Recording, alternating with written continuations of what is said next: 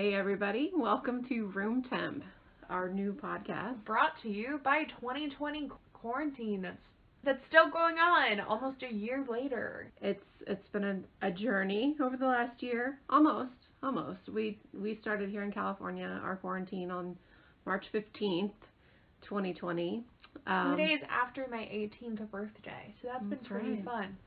But that's what we're going to do. We're a mom and daughter duo, and we are just going to come to you hopefully every week, maybe every 2 weeks when we get started, while we find our footing. Depends on how my school schedule is going. And my work schedule. And how much stuff I put off until the weekend that is due on Sunday. Yeah, procrastination ruins everything. That's our plan. To start off, we're just going to introduce ourselves and see where this takes us. Again, thanks for joining. We hope you follow us on all of our socials so we can, which honestly is Instagram right now. And while we try to figure this out, just remember that you can always comment here on YouTube as well. Feel free to DM us on Instagram too if you have questions. Absolutely. We'll try to stay on top of it. So let's get started. I'll go first since I have had, I guess, the most/least happen to me during quarantine. My name is Hannah. I am almost 19. I like long walks on the beach. I actually do like walks on the beach, regardless of that whole as cliche as it sounds. Yeah, it's just nice. I like cold beaches, like Monterey, better than Santa Cruz. Don't know why, but it's just that like walking in like a sweater. Yeah, I agree. And jeans. Honestly, it's one thing about California that always kind of has thrown me for a loop. We live in California. You know, you're used to seeing California beaches on 90210. which is extreme Southern California. Northern California is a totally different. The beaches are cold, the water is freezing, it's not bikinis everywhere. Also, that's another thing about me that I just remembered. I like sweaters. Yeah. Every time fall hits and it gets below, 50 degrees, I just love wearing sweaters. I'm wearing a sweater now, and it's just super comfortable. And that's funny, because I really don't love sweaters. I feel constricted in a sweater, so I'll wear a t-shirt and freeze my butt off all day long. Once upon a time, I used to hate sweaters. Turtlenecks especially. Oh gosh, I hate turtlenecks. But now I'm okay with them. If they're like faux turtlenecks, they're not all the way up. Faux turtlenecks are one thing, but turtlenecks are another. Just feel choked out. What else about you, Hannah? I like blue, the color blue. I don't know what I want to be when I grow up, even though I'm currently a film major. I don't know if that's what I'm going to do for the rest of my life. No pressure, except that I paid the whole $26 this semester. Woohoo, to community college. The Promise Grant. Yeah. Me, I'm Cassie. I'm the mother to this Yahoo and her little brother who's almost 14. He's almost 14. He's almost 14. April. I know. I am one of those people that age is just a number, except when it's my children. My children are not allowed to age, and when they age, I'm excited for them. I'm not sad. I say that. I have cried a tear or two over... I feel like she teared up when I got my ID. Well, the reality was hitting pretty hard. Although... Oh, that's another thing. I forgot. I just got my driver's permit a couple of weeks ago. Yeah. It's a pretty important thing going on in my life right now. And I think that's so ironic, because back in my day, it was a badge of honor, and you got your freaking driver's license when you turned 16. That's what you did. You got it at 16. And ironically, Hannah started off her driving permit journey in Texas. Yeah, if we still lived in Texas, I would have been driving by now. Yeah, but then we moved to California in the middle of her freshman year of high school. Introduce yourself. We got that. Yes. I'm 43 years old. Age is just a number. I currently work for the county of Santa Clara, which is one of the biggest... She doesn't speak for the county. I do not speak for the county. They find this. We are not going to have strong opinions about the county.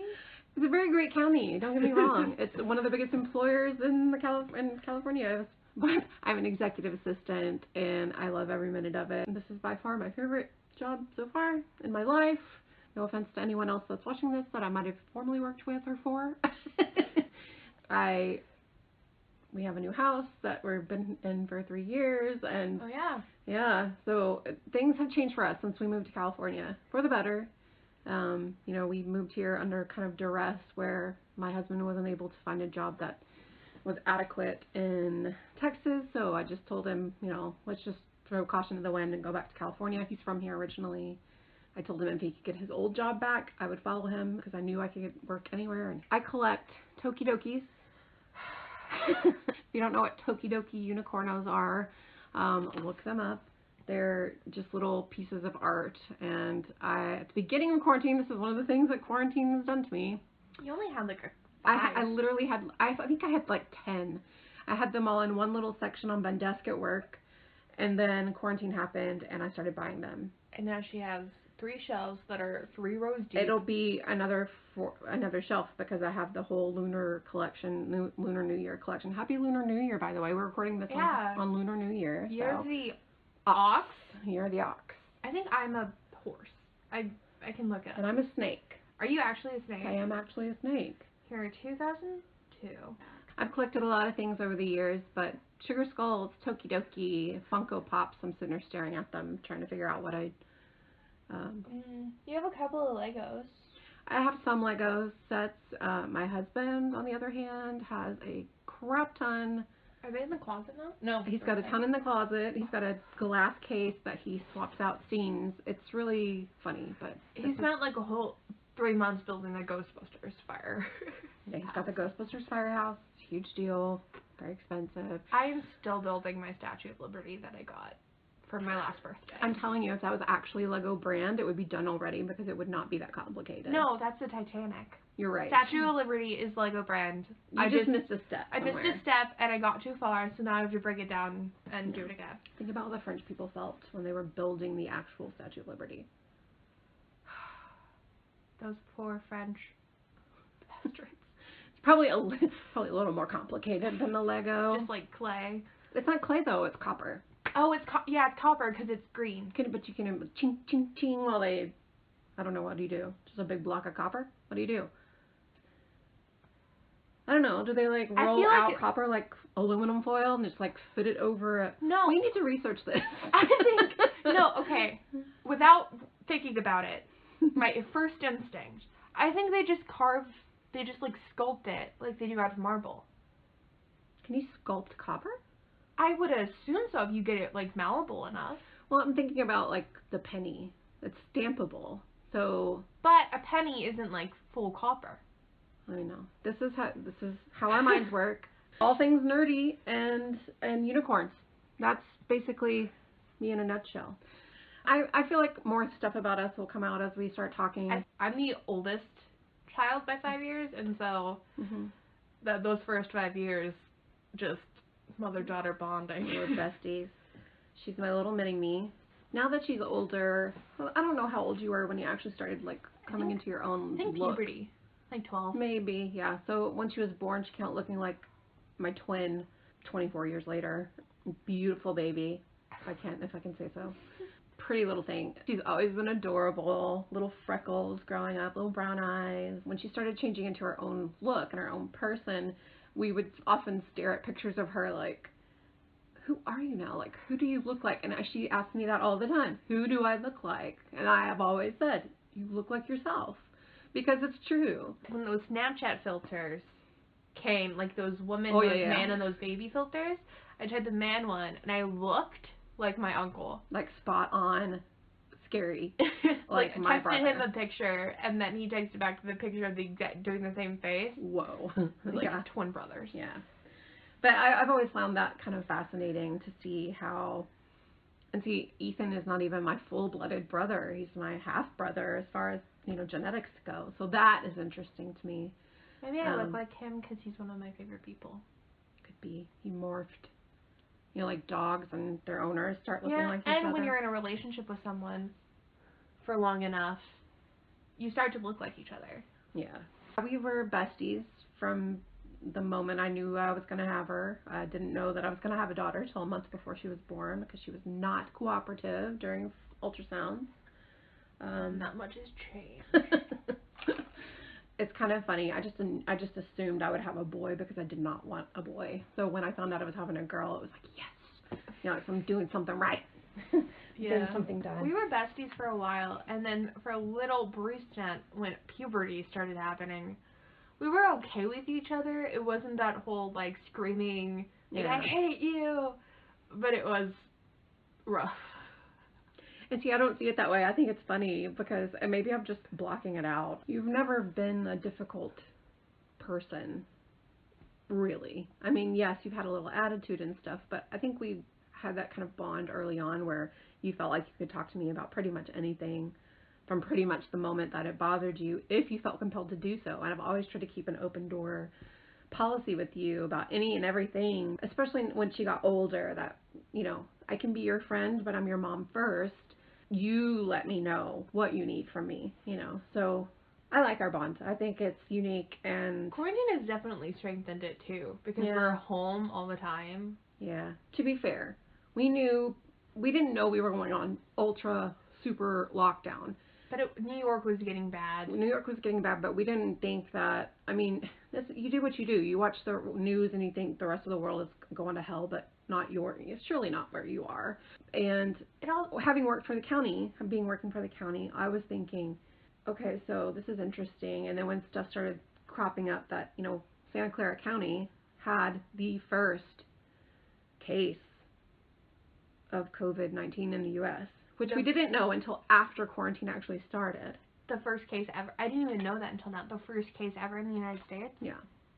Well, it is a hub, and it's a safe haven. Being a hub and having a very diverse population very likely contributed to all that. But even so, we didn't know that specific piece of information until a couple months, you know, that it was going on. So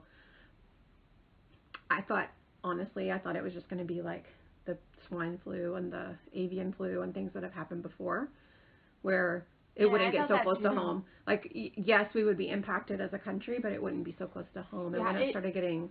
It hit when I was in my journalism class my senior year of high school. And I remember saying, oh, I've read articles that it's just a flu. It's fine. You know, it might be bad, but I thought it was just going to be like Ebola or something like that, where it's like short-lived, but... or this new virus, and it's so dangerous. But how many cases of Ebola are in the United States? Like 5? I don't know. I don't know the stats. But it wasn't a blip on the population affected. So when it hit, oddly enough, so the weekend before, Hannah and I went. She got her very first tattoo. We went to Santa Cruz. We had a girls' day of it. The best resume of my goddamn life. But yeah, we just had a cool day, you know, and we had a party for her the next day, right, the Sunday, and it was nice. Like, we had family over to our house, and little did we know that was going to be the last time that we would have people other than us inside our home. Looking back on it, now with that, I'm like, holy cow, we could have totally infected everyone. We could have been hit. Yeah. That was before masks. That was before. Yeah. The tattoo parlor, but they had already started to ramp up precautions, which was odd too, but we got to keep our appointments and everything, but we had to do antibacterial on our hands, like, first thing, went through the door, and they were very, you know, of course, I've always said, like, places like that should be, like, the safest places, because they're always sterilizing anyway, and if they take extra precautions, then you should be fine, and yet they've been shut down for almost a year. We did that. We celebrated her birthday. And then Monday, I was driving into the office. We live in a different county than I work in. And I was driving in, and I was excited because one of my best work pals was coming back from maternity leave that day. And I got into the office. I drove all the way in. And when I got there was an email from our higher-ups in the county saying non-essential personnel should stay at home. And I was like, I just drove 2 hours to get here. I drove all the way in. Nobody told me this, and I was really upset. I was really angry that I'd wasted my trip in, but I took the time to go ahead and work a little bit there because I knew I would need my computer, and I knew that I would need to, you know, do a few things there at the office. But the first thing I did was call the lady coming in off of maternity leave to tell her don't come in, because she was coming in from a slightly closer location than what I did. So that was the 15th of March. Was Ian on spring break at that point? Yes, that was the first week of his spring break, and then he was off for a month because they were trying to figure out school situations. They went back to distance learning in April, mid to late April, and then, oh my gosh, just chaos. I've been in online school for a while, even before quarantine, and I remember being like, okay, fine, I guess nothing's changed. And then my school closed. In the email they sent, because we are a public K-12 school, we have to shut down. So we, like, get funding or something. Yeah. But feel free to work. Continue to work. And I was if you like, want to. no. It's my second semester of senior year. I'm fine. I'm great. That was a point of contention for me, because I was like, go ahead and finish strong. Like, you don't have to go crazy, just finish strong. So, but yeah, I mean, it is what it is. Like, nothing got graded. State testing was eliminated. Oh yeah, I didn't have to take my science state Ian test. didn't either. He didn't have to take any of his state testing, which, what's state testing for? That's another show. But I started, like I said, working from home March 15th, but, you know, on the plus side, I wasn't having to get up at 5 o'clock in the morning to commute to work, or driving 2 hours to get home. We don't live that far away. We were like 58 miles, I think, from the office, but with California traffic, holy moly. I would try to get there early so I could leave early so I could try to beat some traffic. I had it all figured out, but in the mornings I would drive almost 2 hours. And in the evenings, it could be up to 3, 4, depending on everything else, other people. So the quarantine, when it hit, it was a really novel thing to be at home. Like, I would roll. At first, I was kind of regimented, because one of the things that they told us to do was to try to stay as close to your schedule as possible. And I was like, excuse you, Mr. County Man, I am not getting up at 5:30 in the morning like I normally would. I did try to wake up a little bit earlier, and then as it's gone on, I literally roll out of bed 5 minutes before I'm supposed to be on camera, perhaps. And it is what it is, but, you know, it's not just me. That's the thing I keep, you know, saying over and over. You know, it's not just me. But I get to be part of the household again. I mean, before, I felt like I literally just slept here. I ate and slept here, and then I would get up and go. So it was like it was a drain. You know, and I didn't realize how much of a drain it was until I wasn't having to do it every day. To the point where now I'm kind of dreading going back. I know eventually we will. It won't be until late summer or early fall, most likely. But I really honestly think, though, we'll have a hybrid model where we're not in the office 7 days a week or 5 days a week, whatever. They don't work us that hard. Again, I've gotten to cook for my family, which has been a huge thing. She's got all Martha Stewart without the jail time. So far.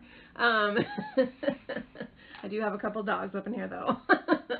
My husband is an essential worker, considered an essential worker, so, you know, he's still going back and forth. There's been a lot of fear and uncertainty, too. As an asthmatic, I've always been kind of really concerned about contracting COVID, because you hear the horrible stories here. And, you know, without getting all political and blaming the media for, you know, bastardizing all the information, it's real. Like, there are real consequences, and the people that contract COVID, you know, may or may not have a horrible experience, and may or may not experience long-lasting effects. But I'm one of those people, I feel like if I got it, it would be awful for me, because I'd go big or go home. I just read a story about someone who died, not from COVID-related things. He had recovered from COVID, but his body was a wreck. But his lungs began to degrade. Yeah.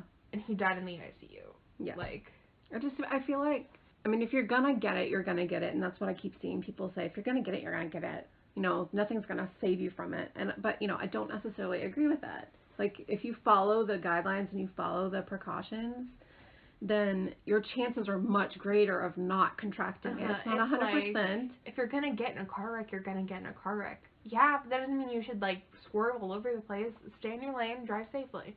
What's your seatbelt on? Yeah, use the turn signals. Yeah, come on. It's scary. You know, I've been accused of living in a bubble because I haven't gone out and I haven't thrown caution to the wind and I haven't, you know, done all these things. I've followed the lockdown orders. You know who else was in a bubble? Glinda? The Good Witch. The Good Witch. I love it. She wasn't always in the bubble though. But she traveled in the bubble. She was also magical, so she could like blitz away any snot bubbles that are coming her way or something. I don't know. Who would be an anti-masker in The Wizard of Oz? Who would be an anti-masker? I think Awkward silence. the girl who rode on the bike that turned into the Wicked Witch. Yeah. I feel like she would be. Oh, definitely. Very Karen of her. Sorry, Karens. No offense to any Karens that might be listening. To the nice Karens. Yeah. You mean Karens? You had it coming. I don't know. I think the Wizard of Oz. Well, he's, you know. But no, I think he would self-isolating. I think he would be, oh, I don't wear masks, and then be like a Republican senator. Sorry. And wears a mask in public, and like double masks. But he's like, masks are useless. Let me put on my mask. Let me put on my double mask. Yeah. Even though I've probably put on the quarantine 15 or 20 or 45, I don't know. Just from cooking and eating and, you know, all those things. I do feel like I've worked on some of the other things. My asthma got worse. And, you know, in the back of my head, I was thinking, is it because we're just not getting out and getting as much fresh air? You know, whatever. I had online visits with my doctor, which is fun. And finally got on some medications at work, and so that's exciting. The dogs are living for this. You know, of course they're dogs, so that they'll be suffering, and when things go back to normal, whatever normal is, and whenever normal comes back, but they're getting all kinds of love and affection, and our dogs in particular have issues with outside humans anyway, so. Well, 2 out of 3 of them are fine. 2 out of 3 of them are fine. Ollie, if he sniffs He's them, on the fence. If he sniffs them before they come into the house, he's okay. I think it's he just he has to bark at them first. Not if he sniffs them though. Like outside in a neutral space, he's like, okay, you're all right. But Peppy, Vivi, does not like anybody except us, which is our fault. I think we would be amiss if we didn't introduce our dogs and Bird officially on the podcast, because they are such a pivotal part of our day-to-day life. And they will cut us with their claws if we do not do I mean, this properly. I don't know about that, but I know that Minnie would. Maybe. First, we got Minnie. We moved into this house in February 2018. We got her like early January 9th, I think, of 2018. So like a month before we moved into this house, we got her. She was born in October the previous year, so she just turned 3, in October. And then about 2-3 months later, we decided she needed a friend because we were leaving her home while we went to school. And I was still going to public school. For that semester you were. So we were leaving her here alone, and we decided she needed a buddy. So in late May, which is, I think it's hilarious because it was almost summertime when we got him. It was Memorial Day weekend. Okay, there's the bone of contention. She's making a face at me. But I found Ollie, which is short for Oliver, in Sacramento, and we drove the 2 hours to meet him, and then we're like, oh my gosh, we're in love with you, come home with us. So, you know, the original plan was that they would just be, you know, companions, and then that increased to paramours. So yeah, she got pregnant. The babies were born in March, so January of 2019. 2019? Yeah. So, yeah, that was fun. I was about having puppies, you know, so we could keep a puppy of theirs, and that was my husband's entire plan all along, as it turns out. But, you know, I was all about the puppies, but I did not want to do it again. Like, when it was all said and done, I was like, enough. No moss, not happening. So we had 2 puppies, and we were gonna keep one that we called Padme. She was white with black. Minnie is black with white. They're Shih Tzus, by the way. I didn't say that.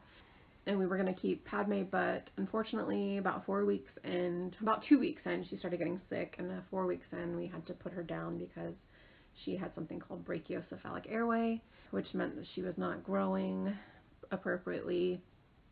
So that was really hard. But we had her sister, who we named Pepper. She was intentionally supposed to go to our little niece, but when we lost Padme, I was like, there's no way we're getting rid of this other puppy, like, no question, because A, I'm not having more babies. Like, it was me having the babies.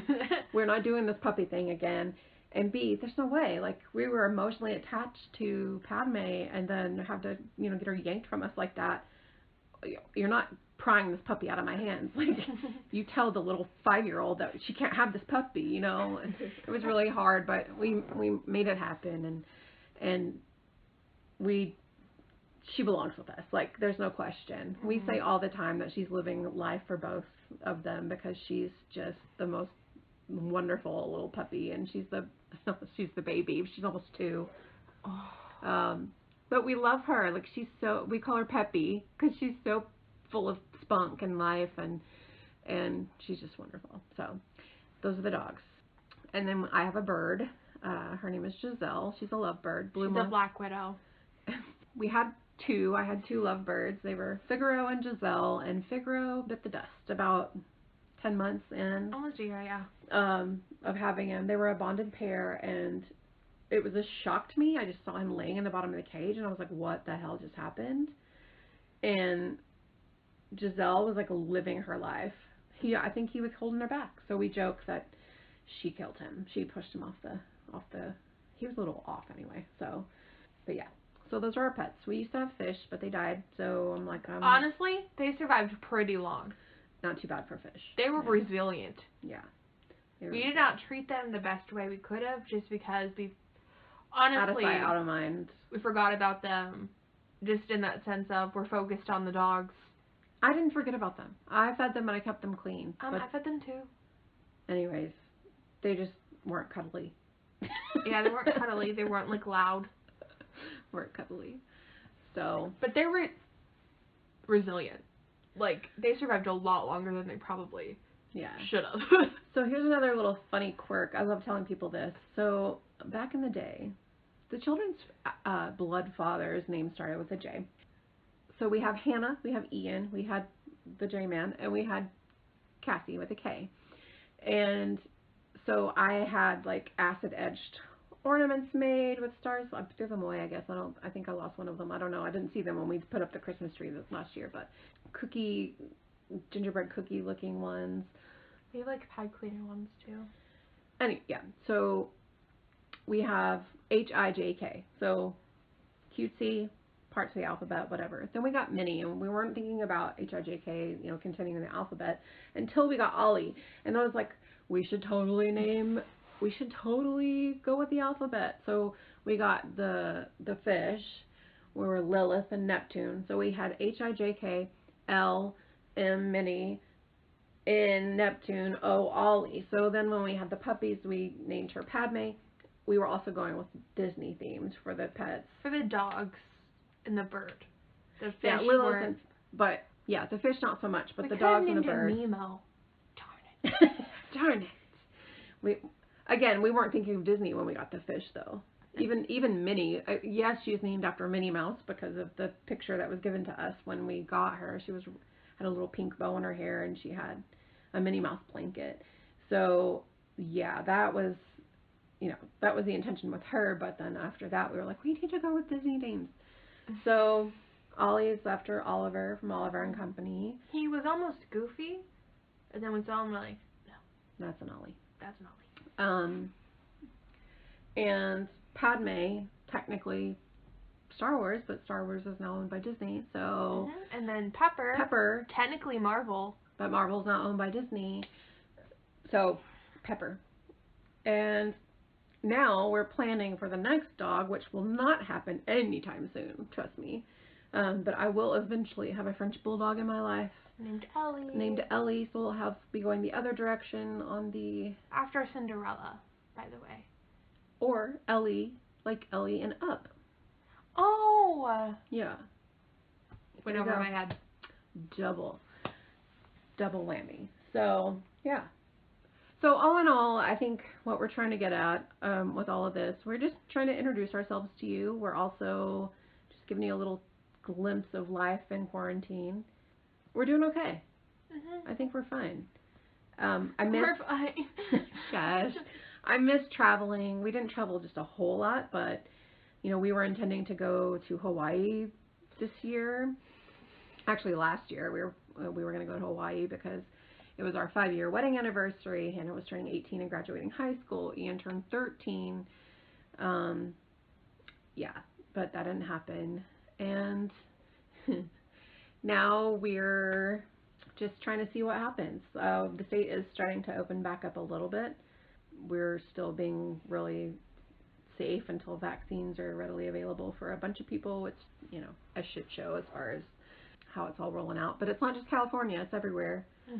We've gone this far without bringing COVID into this house. And if we get COVID, it's just a whole chain effect of people in our family, of our bubble. Yeah. Even though bubbles are inherently flawed, that's another. They pop eventually, but let's try to let's try not to let this happen here. I mean, COVID's impacted everybody in some way, shape, or form, and it's you know, we're gonna come out on the other side of this, but it's honestly, this sounds so terrible because people are dying out there, but for us, I think it's been as positive of an experience as it possibly could be. Well, even if we aren't having the worst time, but it's still not like peaches. Is that the phrase? Peaches and cream. It's still not peaches and cream for us. Like, we do get on each other's nerves. And I really am desperate to go on campus. Yeah. Because I've been in this house doing school for the last 3 years. Yeah. Now, and I really want friends again. When the internet started, I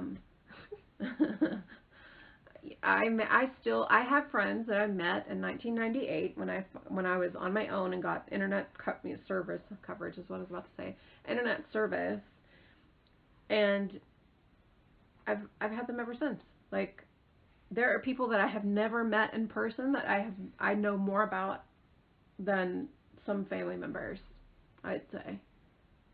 It's pretty cool. I mean, like, when I look back on it, you know, I have friends from LiveJournal. I bet nobody out there knows except for people that were on LiveJournal. I bet nobody knows what LiveJournal is. LiveJournal was a precursor to MySpace and precursor to Facebook.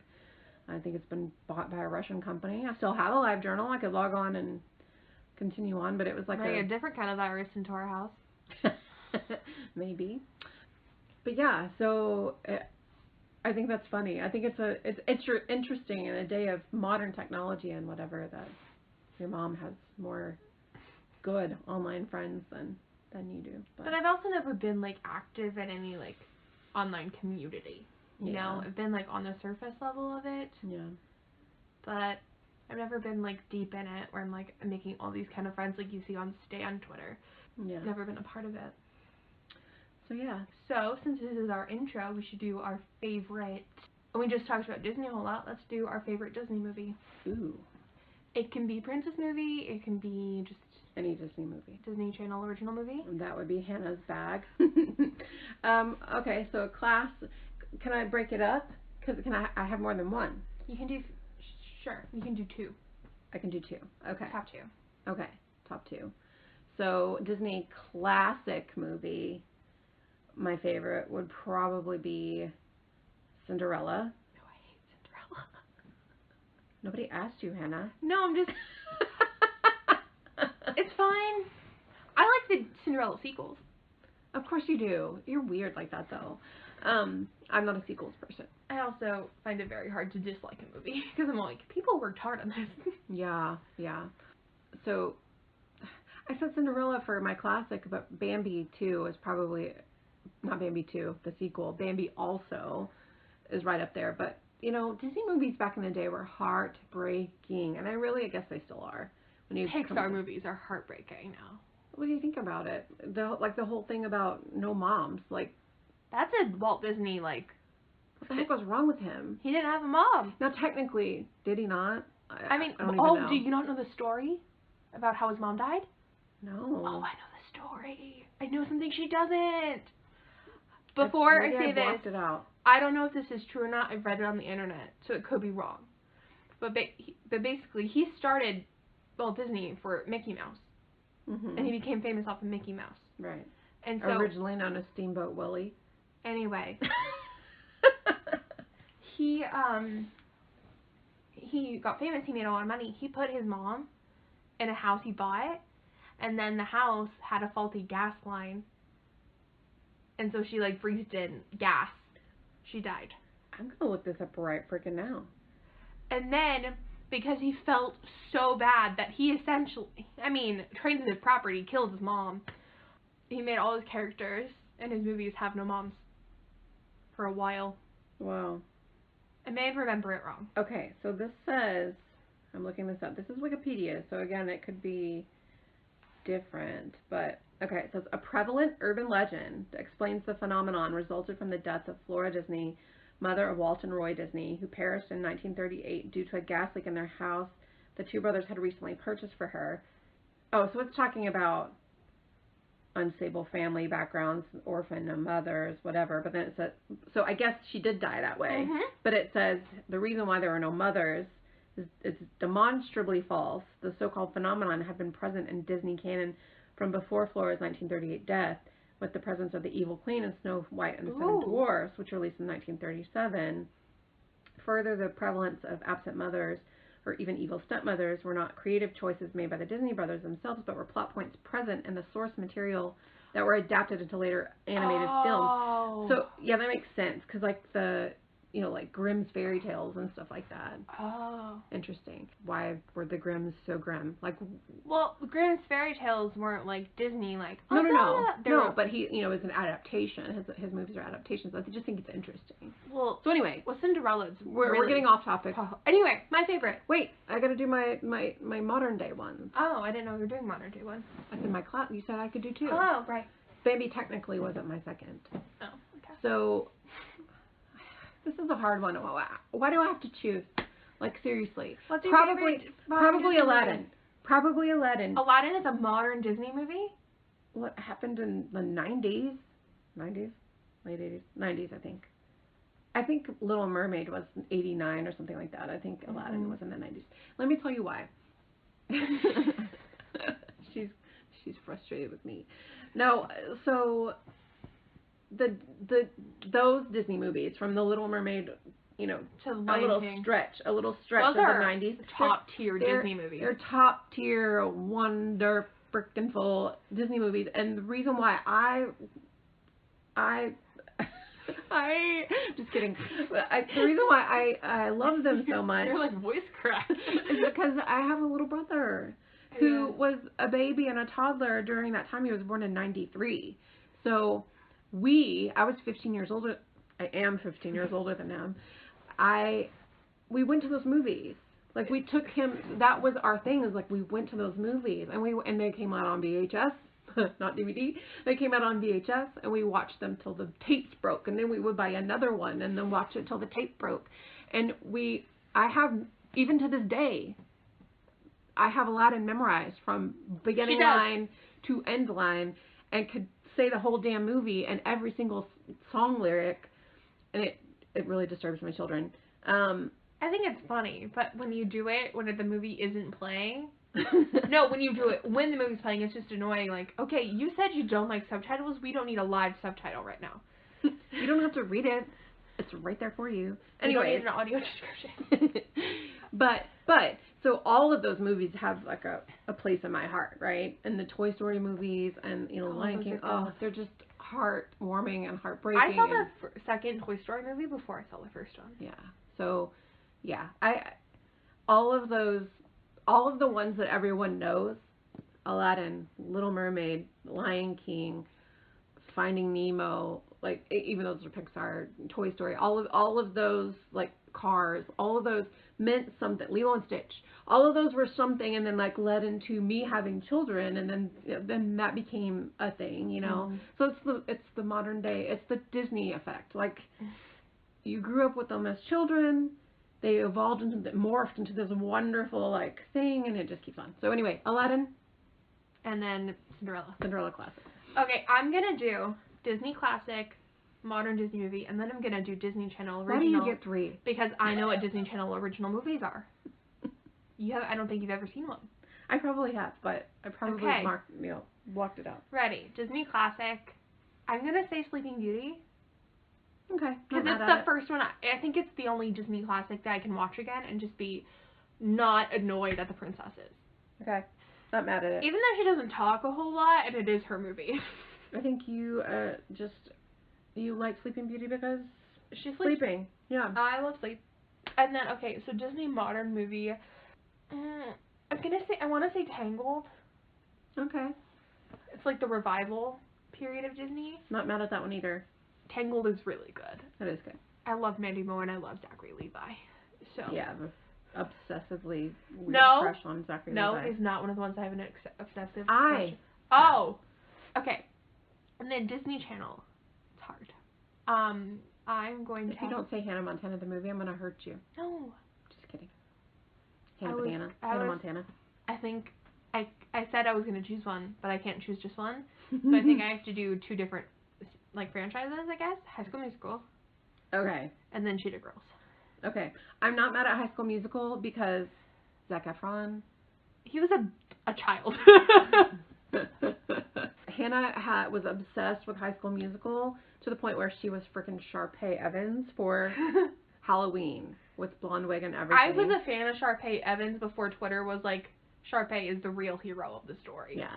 So it was fun. We'll have to we need to find those pictures and put them on our Instagram. I think that would be so funny. Get all the throwbacks from back in the day. And yeah, okay. Well, that's a project for me. So I'm in charge of the Instagram. I think I started getting a crush on Zac Efron in Baywatch. That's weird. I haven't even seen that movie. But let me tell you something. I saw him in the Nicholas Sparks Charlie St. Cloud? No, that's not Nicholas Sparks. He plays like a soldier. He's not a soldier anymore. Oh my god. I'm so ashamed of myself that I don't know the name of the movie. I think that was the first movie that I saw that he had muscles. And I was like, oh, where you been? You know. The Lucky One? The Lucky One. That's the one. Yeah. So, yeah. And his Netflix special, documentary series, whatever. Amazing. So good. Anyways. Yeah, High School Musical, that makes sense. I enjoyed those too. Like, I had no choice because you watched them all the time and then performed, full 2-hour musicals. Bet on it, bet on it, bet on it, bet on it. Our first lukewarm take coming from me about High School Musical. The first High School Musical movie is the worst High School Musical movie. Agreed. But they had to get into their niche. That was the warm-up. Yeah, it also came out in 2007, so we can't judge it too hard. Your brother also came out in 2007. We can't judge him too hard. Nope. So, yeah. So that's going to be our room temp today. Oddly enough, the room temp in this room is freezing. It is so warm. I'm cold. I am so warm. Lukewarm at best? No. Hot. Oh. Okay. So, thanks for joining us. Hope you made it this far. Be sure to like and subscribe and turn on post notifications, hit that bell. I've been watching so much YouTube. And then be sure to follow our Instagram. We'll put the link in the description. Absolutely. And it's also linked in our channel somewhere. Bio, whatever. And thanks for joining us on this journey. Don't forget to comment whatever you want. And give us some ideas of what you'd like for us to talk about. And if you're still listening, comment the code word icy. Icy hot? No, like a slurp, like a 7-Eleven icy. Oh. So that's spelled I-C-E-E. Yes. 2 E's. 2 E's. See you next time, guys. Bye.